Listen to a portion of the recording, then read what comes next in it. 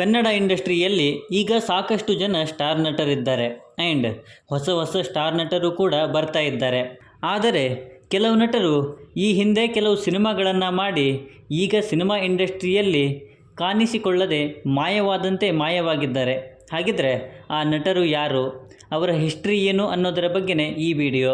ಹಾಗಾಗಿ ಯಾರೆಲ್ಲ ಹೊಸದಾಗಿ ನನ್ನ ಚಾನಲ್ಗೆ ವಿಸಿಟ್ ಕೊಟ್ಟಿದ್ದೀರಾ, ದಯವಿಟ್ಟು ಚಾನಲನ್ನು ಸಬ್ಸ್ಕ್ರೈಬ್ ಮಾಡ್ಕೊಳ್ಳಿ ಆ್ಯಂಡ್ ಪಕ್ಕದಲ್ಲಿರೋ ಗಂಟೆಯನ್ನು ಕೂಡ ಬಾರಿಸ್ಬಿಡಿ. ಯಾಕೆಂದರೆ ಇದೇ ತರಹದ ಮತ್ತಷ್ಟು ಡಿಸ್ಕಷನ್ ಜೊತೆಗೆ ಭೇಟಿ ಆಗ್ತಿರೋಣ. ಆ್ಯಂಡ್ ಈ ವಿಡಿಯೋ ನಿಮಗೆ ಇಷ್ಟ ಆದರೆ ನಾನು ನಿಮ್ಮ ಕಡೆಯಿಂದ ಬಯಸೋದು ಒಂದು ಲೈಕ್ ಮಾತ್ರ, ಅದನ್ನು ಕೂಡ ಕೊಟ್ಟು ವಿಡಿಯೋನ ಕೊನೆವರೆಗೂ ನೋಡಿ.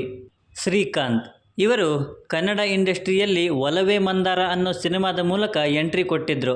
ಆದರೆ ಆ ಸಿನಿಮಾ ಒಳ್ಳೆಯ ರೆಸ್ಪಾನ್ಸನ್ನು ಪಡ್ಕೊಂಡ್ರೂ ಕೂಡ ಮುಂದೆ ಶ್ರೀಕಾಂತ್ ಅವರು ಯಾವ ಸಿನಿಮಾದಲ್ಲೂ ಕೂಡ ಕಾಣಿಸಿಕೊಂಡಿಲ್ಲ.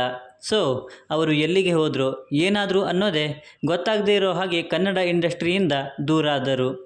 ಪ್ರಶಾಂತ್ ಕನ್ನಡ ಇಂಡಸ್ಟ್ರಿಯಲ್ಲಿ ಪ್ರಶಾಂತ್ ಅವರು ಒರಟ ಐ ಲವ್ ಯು ಸಿನಿಮಾದ ಮೂಲಕ ಕಾಣಿಸಿಕೊಂಡಿದ್ದರು.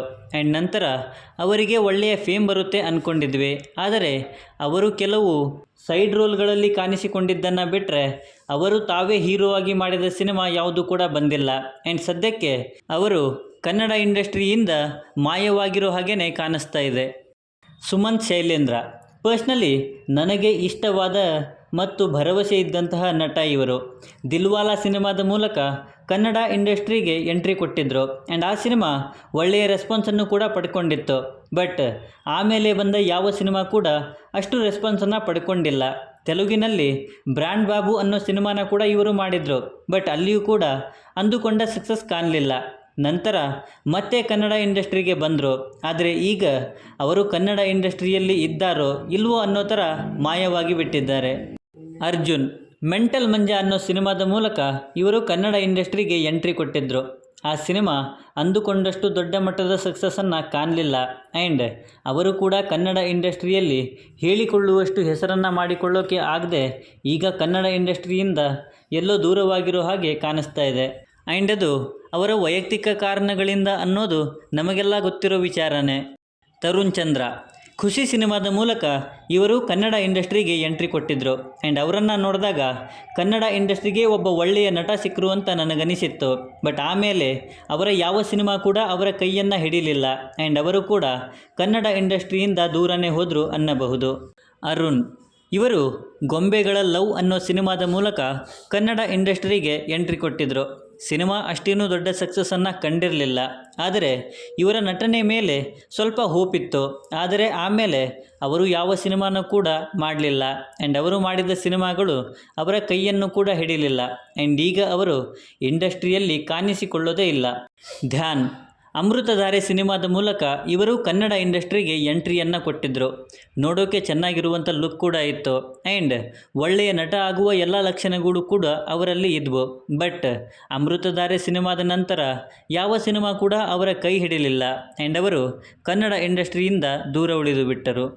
ಚೇತನ್ ಚಂದ್ರ ಇವರು ಪ್ರೇಮಿಸಮ್ ಅನ್ನೋ ಸಿನಿಮಾದ ಮೂಲಕ ಕನ್ನಡ ಇಂಡಸ್ಟ್ರಿಗೆ ಎಂಟ್ರಿಯನ್ನು ಕೊಟ್ಟಿದ್ದರು. ಲುಕ್ ವೈಸ್ ಮತ್ತು ಆ್ಯಕ್ಟಿಂಗ್ ವೈಸ್ ಅದ್ಭುತ ನಟ ಆಗಿದ್ದರು. ಆದರೆ ಮುಂದೆ ಯಾವ ಸಿನಿಮಾ ಕೂಡ ಅವರ ಕೈ ಹಿಡಿಲಿಲ್ಲ. ಆ್ಯಂಡ್ ಅವರು ಕನ್ನಡ ಇಂಡಸ್ಟ್ರಿಯಿಂದ ದೂರನೇ ಹೋಗಿಬಿಟ್ರು. ವಿಶ್ವಾಸ್ ಜಾಲಿಡೇ ಸಿನಿಮಾದ ಮೂಲಕ ಇವರು ಕನ್ನಡ ಇಂಡಸ್ಟ್ರಿಗೆ ಎಂಟ್ರಿಯನ್ನು ಕೊಟ್ಟಿದ್ದರು. ಆ್ಯಂಡ್ ಆ ಸಿನಿಮಾ ಕೂಡ ಒಳ್ಳೆಯ ರೆಸ್ಪಾನ್ಸನ್ನೇ ಪಡ್ಕೊಂಡಿತ್ತು. ಆ್ಯಂಡ್ ಇವರ ಆ್ಯಕ್ಟಿಂಗ್ ಮೇಲೆ ಭರವಸೆ ಕೂಡ ಇತ್ತು. ಆದರೆ ಅದಾದ ನಂತರ ಕೆಲವು ಸೈಡ್ ರೋಲ್ಗಳನ್ನು ಬಿಟ್ಟರೆ ಇವರು ಮತ್ಯಾವ ಸಿನಿಮಾದಲ್ಲೂ ಕೂಡ ಕಾಣಿಸಿಕೊಂಡಿಲ್ಲ. ಪಂಕಜ್ ಇವರು ಚೈತ್ರದ ಚಂದ್ರಮ ಸಿನಿಮಾದ ಮೂಲಕ ಕನ್ನಡ ಇಂಡಸ್ಟ್ರಿಗೆ ಎಂಟ್ರಿಯನ್ನು ಕೊಟ್ಟಿದ್ದರು. ಪ್ರೊಡ್ಯೂಸರ್ ಯಶ್ ನಾರಾಯಣ್ ಅವರ ಮಗ ಇವರು ಚೆಲುವಿನ ಚಿಲಿಪಿಲಿ ಅನ್ನೋ ಸಿನಿಮಾನ ಕೂಡ ಮಾಡಿದರು. ಇವರ ಎರಡು ಸಿನಿಮಾಗಳು ಕೂಡ ಒಳ್ಳೆಯ ರೆಸ್ಪಾನ್ಸನ್ನು ಪಡ್ಕೊಂಡಿದ್ವು. ಆದರೆ ಅದಾದ ನಂತರ ಯಾವ ಸಿನಿಮಾದಲ್ಲೂ ಕೂಡ ಅವರು ಅಷ್ಟೇನೂ ಕಾಣಿಸಿಕೊಂಡಿಲ್ಲ. ದುಷ್ಟ ಅನ್ನೋ ಸಿನಿಮಾನ ಮಾಡಿದರು. ಆದರೆ ಆ ಸಿನಿಮಾ ಅಂದುಕೊಂಡಷ್ಟು ಸಕ್ಸಸ್ಸನ್ನು ಇವರಿಗೆ ತಂದು ಕೊಡೋಕ್ಕಾಗಲಿಲ್ಲ. ಆ್ಯಂಡ್ ಈಗ ಇವರು ಸಿನಿಮಾ ಇಂಡಸ್ಟ್ರಿಯಲ್ಲಿ ಕಾಣಿಸೋದೇ ವಿರಳವಾಗಿದೆ. ಗುರುರಾಜ್ ಇವರು ಗಿಲ್ಲಿ ಸಿನಿಮಾದ ಮೂಲಕ ಕನ್ನಡ ಇಂಡಸ್ಟ್ರಿಗೆ ಎಂಟ್ರಿಯನ್ನು ಕೊಟ್ಟಿದ್ದರು.